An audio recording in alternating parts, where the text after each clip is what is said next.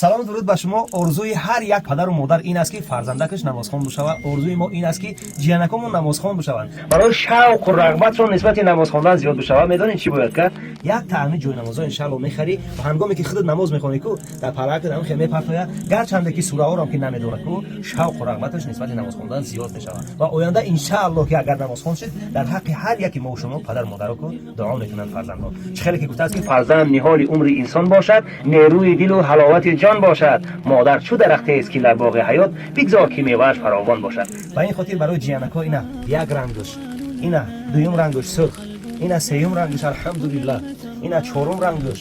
шумо метавонед ки барои шавқу рағбатшон нисбати намоз хондан зиёд бошавад. як агар ҷойнамоз тухфашон мекунед, иншаалло ҳам меҳру муҳаббат нисбати шумо қатъи барои зиёда мешавад, ҳам онора меҳру муҳаббатшон нисбати намоз хондан зиёда мешавад. иншаалло шумо метавонед ки муроҷиат кунед. мо дар хизмат ҳастем. ҷойнамозҳои кӯдакӣ барои ҷиянако, барои фарзандон.